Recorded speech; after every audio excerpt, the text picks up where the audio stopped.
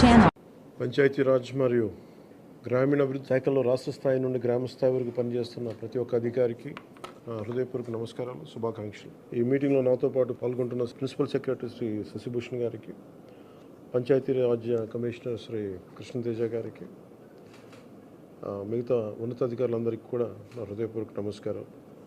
ఇందాక రివ్యూ చూస్తూ ఉంటే 2014 నుంచి 2019 వరకు మన మన్రేగా ఎట్లా జరిగిన వర్క్స్ 19 నుంచి 24 వరకు జరిగితే చాలా వెనుకబడి ఉన్నాం. సో దాన్ని తొందరగా పూర్తి చేయాలి, దాని అనుకున్న టార్గెట్స్ పూర్తి అవ్వాలి అనే ఉద్దేశంతో ఈ మాట్లాడాం. ఒకే రోజు ఈ గ్రామసభ తీర్మానాలు చేయాలి అనేది చాలామంది కోరికది. పంచాయతీరాజ్ వ్యవస్థలో గ్రామ పంచాయతీల నుండి జిల్లా పరిషత్ వరకు పటిష్టంగా ఉన్నప్పుడే నిజంగా మనం అనుకున్న అభివృద్ధి ముందుకు తీసుకెళ్ళగలుగుతాం. అందుకని దాంట్లో భాగంగానే ఆగస్టు 23 తారీఖున రాష్ట్ర వ్యాప్తంగా 13,326 గ్రామ పంచాయతీల్లో ఇప్పుడు ఇంతకుముందు ఎన్నడూ లేని విధంగా ఒకే రోజున గ్రామ సభలు నిర్వహిస్తూ ఉన్నాం. జిల్లా పంచాయతీ అధికారులు, గ్రామ పంచాయతీ అధికారులందరికీ గ్రామసభ నిర్వహణపై పూర్తిస్థాయి అవగాహన కల్పించాలి. గ్రామసభ సమాచారాన్ని కనీసం 2 రోజుల ముందుగా టామ్ ద్వారా తెలియజేయాలి. ఈ గ్రామ సభలు అర్థవంతంగా నిర్వహించాలంటే గ్రామస్తులు, ప్రజాప్రతినిధులు, అధికారులు అది మనస్ఫూర్తిగా పాల్గొంచుకోవాలని కోరుకుంటా ఉన్నాం. ఈ గ్రామ సభల్లో ఉపాధి హామీ పథకంలో ప్రతి కూలీ కుటుంబం సంవత్సరంలో 100 రోజులు పనిచేసే విధంగా అవగాహన కల్పించాలి. కూలీలకి ఉన్న హక్కులను తెలియజేయాలి. రైతులకు ఉపాధి హామీ పథకాన్ని సద్వినియోగం చేసుకోవడానికి సంబంధించిన పనుల వివరాలను గ్రామ సభల్లో ప్రతి ఒక్కరికి అర్థమయ్యే విధంగా తెలియజేయాలి.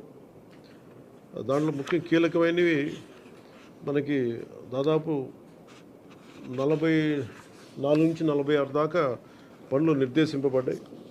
మీరు కొంచెం వివరంగా చూసి ఆ గ్రామాల్లో ప్రయారిటీని బట్టి ముందుకు తీసుకెళ్లవలసిందిగా కోరుకుంటా ఉన్నాం.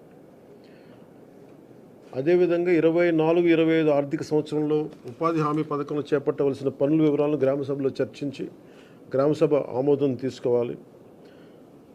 ఇది ప్రత్యేకించి గత కొన్ని సంవత్సరాలుగా మేము క్షేత్రస్థాయిలో తిరుగుతున్నప్పుడు మాకు అనిపించింది ఏంటంటే గ్రామసభ అనేది ఒక నామకే వాస్తేలా అయిపోయింది. దీన్ని నిజంగా గ్రామసభ అలా జరపాలి. ఇది ఏదో జరిపామని కాకుండా నిజంగా అన్ని వర్గాల ప్రజల్ని ఆ గ్రామసభలో పార్టిసిపేట్ చేసేలాగా మీరు కొంచెం చర్యలు తీసుకోవాలి.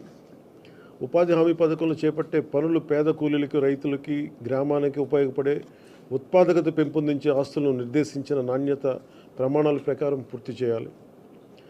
ఉపాధి హామీ పథకంలో చేపట్టే పనుల నాణ్యత విషయంలో ఎలాంటి రాజీ లేకుండా పూర్తి స్థాయి నిబద్ధతతో ప్రతి ఒక్కరు పనిచేయాలని నేను మనస్ఫూర్తిగా కోరుకుంటా ఉన్నాను. గత 2 నెలలుగా రివ్యూలు చేస్తున్న పనుల్లో కొన్ని క్షేత్రస్థాయి పర్యటనలో నా దృష్టిలోకి వచ్చినవి కూడా మీకు తెలియజేస్తాను. అలసత్వం వహించిన వారిపై ఎలాంటి మొహమాటం లేకుండా క్రమశిక్షణ చర్యలు తీసుకుంటాం. మండల స్థాయిలో పథకం అమల్లో పూర్తి బాధ్యత వహించవలసిన ఎంపీడీఓలు ఇక మీద మన రిక్వెస్ట్, ఎంపీడీఓలు పూర్తి బాధ్యతతో వ్యవహరించాలని నేను కోరుకుంటా ఉన్నాను. అంటే ఇన్ని వేల కోట్లు ఒక కీలకమైన బడ్జెట్ ఇది. ఇన్ని వేల కోట్లు ప్రజలకు చేరకుండా ఇబ్బంది అవుతూ ఉంది. దయచేసి మీరు కొంచెం దృష్టి పెట్టండి. ఇది ప్రజలకు ఏమాత్రం ఇబ్బందిగా ఉంటే ఆ పరిస్థితులను సహించం. దానికి సంబంధించిన ఎలాంటి వ్యక్తులైనా సరే ప్రతి ఒక్క అధికారిపై గ్రామ స్థాయి నుండి జిల్లా స్థాయి వరకు అది క్రమశిక్షణ చర్యల కింద వస్తాయి. ఈ ప్రభుత్వం చాలా కమిటెడ్గా ప్రజలకి చెయ్యాలి అన్న చాలా బలమైన ఆకాంక్షతో ఉన్నాం. ఏ స్థాయిలో అవినీతి జరిగినా కానీ దాన్ని నిలువరిస్తాం. అవినీతిని ఏ స్థాయిలో కూడా దాన్ని వదలం. ఎఫ్ఏ స్థాయి నుండి పీడీ, డ్వామా వరకు, సోషల్ ఆడిట్ గ్రామస్థాయి ఆడిటర్ నుండి రాష్ట్ర స్థాయి డైరెక్టర్ వరకు అందరూ కూడా one will be accountable for this. దయచేసి అవినీతికి తావు లేకుండా భవిష్యత్తులో అందరం ఈ కైండ్ ఆఫ్ డిసిప్లినరీ మెషర్స్కి ముందుకెళ్లకుండా మీరు పార్టిసిపేట్ చేయాలని కోరుకుంటా ఉన్నాను.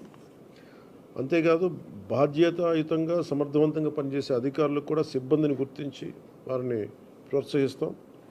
ఇకపైన ఉపాధి హామీ పథకాన్ని సమర్థవంతంగా అమలు చేయడానికి మనందరం కలిసి పనిచేద్దాం.